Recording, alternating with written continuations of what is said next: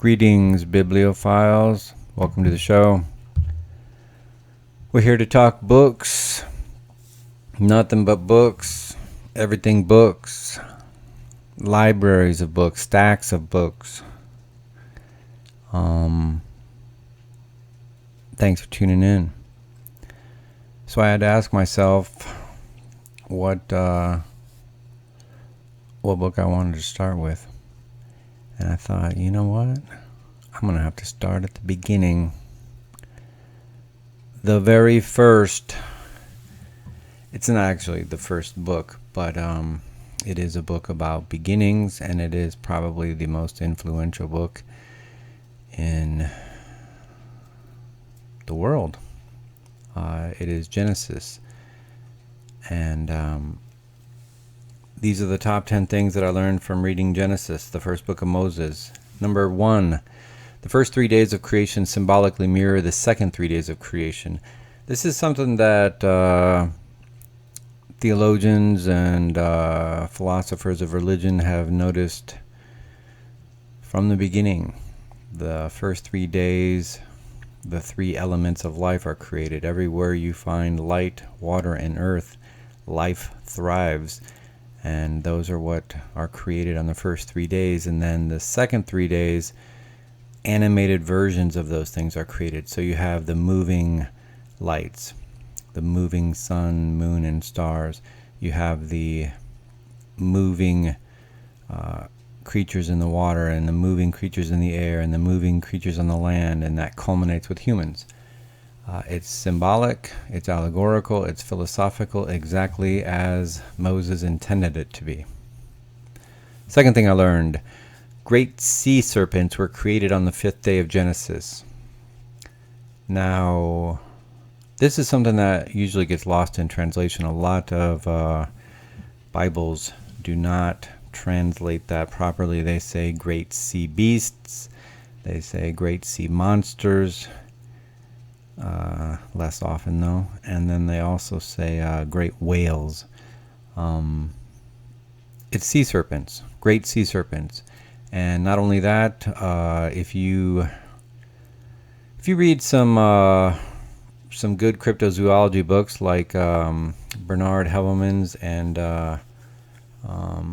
Ivan T. Sanderson, and Carl Schuker, you will find out that an excellent case can be made that these things exist, exactly as has been maintained by mariners, sailors, and whalers since time immemorial. The third thing that I learned, biblical heroes can represent kings, dynasties, or tribes. That happens more than people realize, that some of these stories, the history is not the history of the individual. The history is the history of a group of people. That I don't think that some people might say, well, that's not true then. And the answer to that is that's how writing works.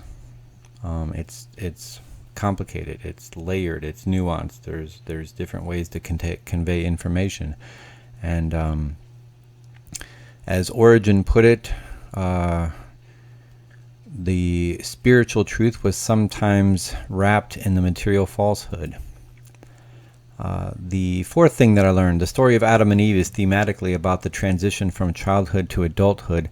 Adam and Eve ate from the tree of knowledge, and as many of you probably already know, knowledge in Hebrew can refer to sexual knowledge, and it does in this case.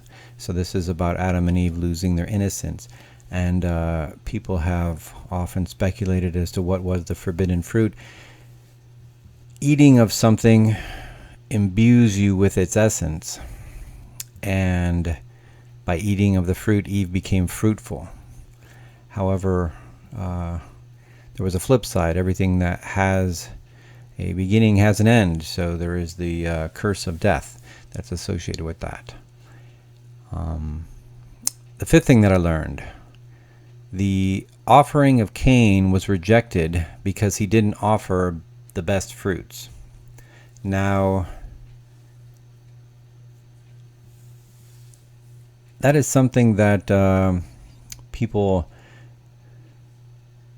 they believe there's a mystery around that. Why wasn't Cain's offering accepted by God? Why, was he picked on?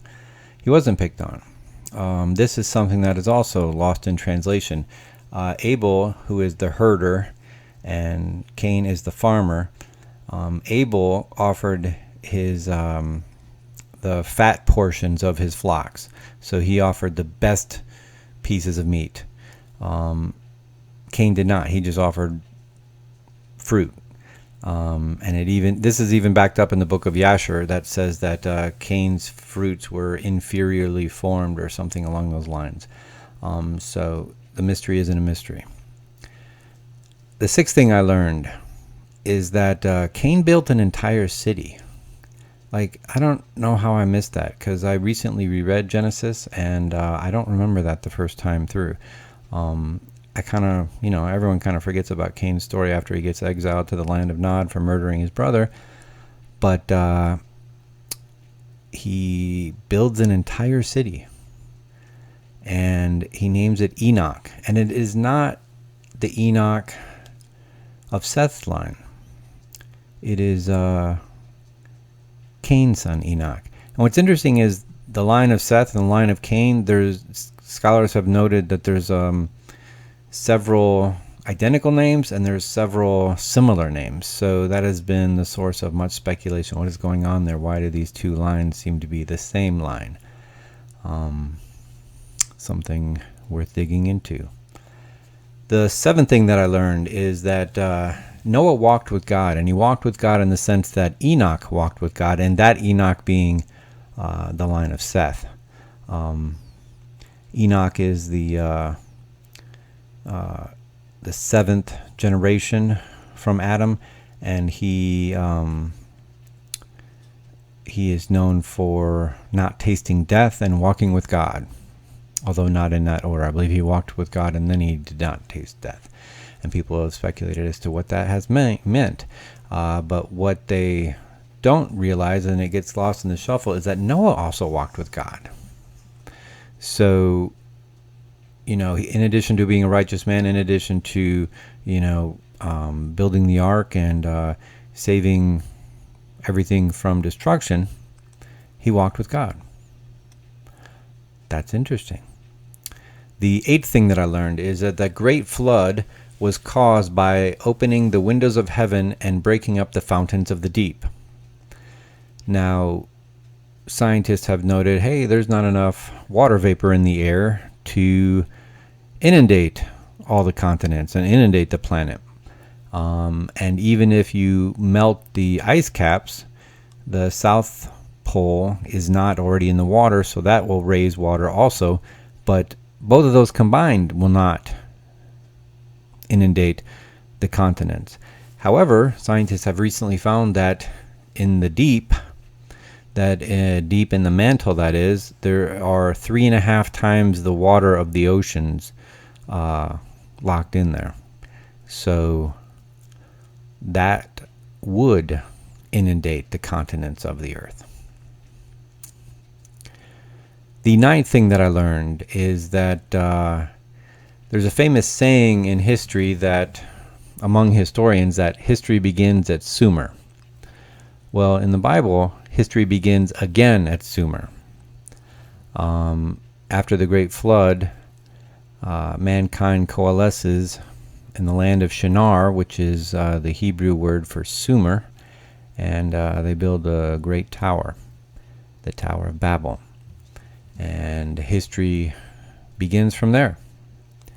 History begins again. That's after the original Great Reset, the Great Divine Reset, I should say, when the flood washed the old away and began everything anew. That brings us to the final thing that I learned from Genesis, the first book of Moses, And that is number 10. Jacob's sons represent tribes, and specifically they represent the 12 tribes of Israel.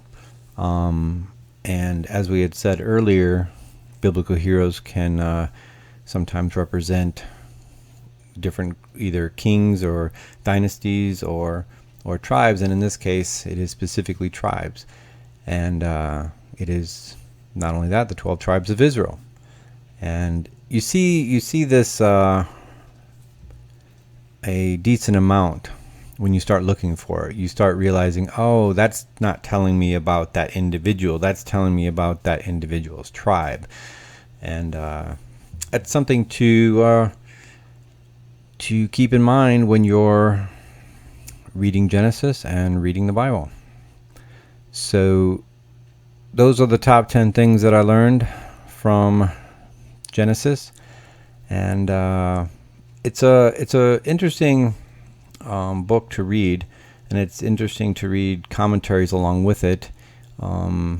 It's a deceptively simple looking book. Like when you read it, you just think you're reading a series of these simple little quaint stories, and when you read the commentaries, you realize there's a lot going on. Like this type of storytelling is different than, for instance, Homer and Hesiod and Virgil and these guys. This type of storytelling is very basic, and however, it is the content that is where your focus is drawn. Anyways, let me know what you think, and we'll talk down below in the comments. Thanks for listening.